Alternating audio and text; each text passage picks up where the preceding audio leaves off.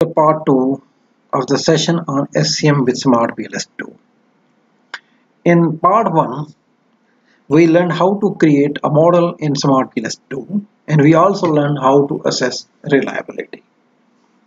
In this part, we will learn how to assess validity. There are two types of the validities, convergent and discriminant, and we will also learn how to test hypotheses. So first, convergent validity.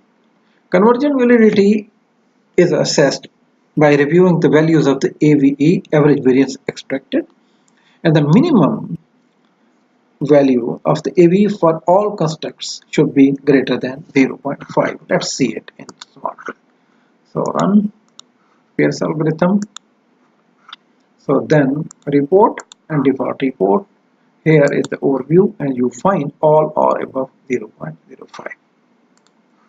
Second is the discriminant validity. Discriminant validity can be assessed by using one or both of the two techniques. One is examined cross-loading and the second one is the Fornal-Larker criterion.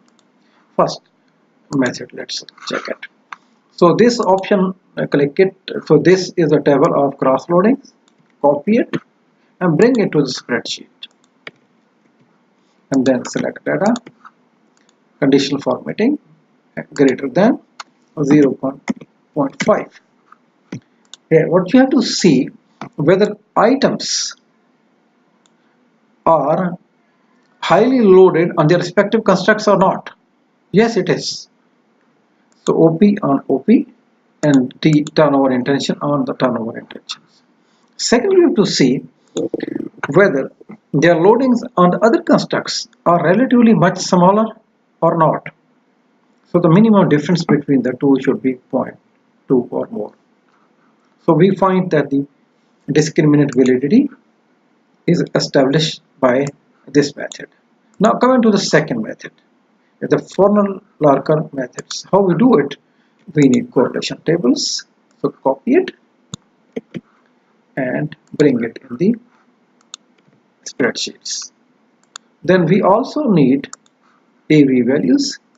So in overview, copy this table and bring it here.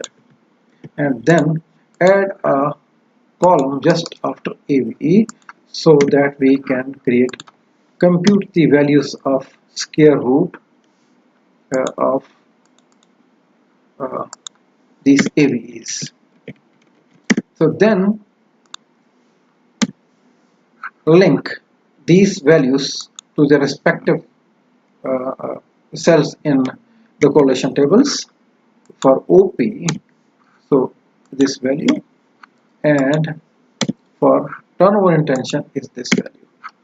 Then board these square root values of AVs, and then what you have to see whether this square root value of the AVE exceeds then all values in the same row and column, and this one also.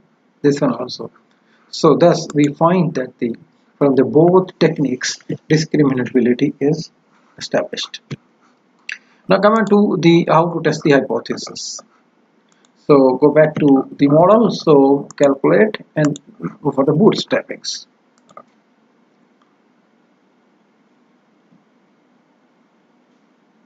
So here these are the t values.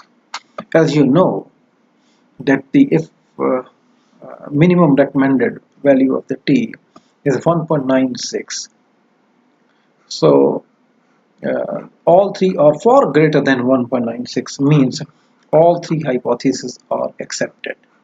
However, let's see their values as well as the coefficients. So go back to the PS algorithms and run it again. So here we find that the job satisfaction coefficient is positive and is 0.247 on the performance. So job satisfaction is positively affecting performance. Job satisfaction is negatively affecting turnover intentions, and turnover intention is negatively affecting performance. So all three hypotheses are accepted, and this is how we assess the validity and test the hypothesis. Thanks for watching.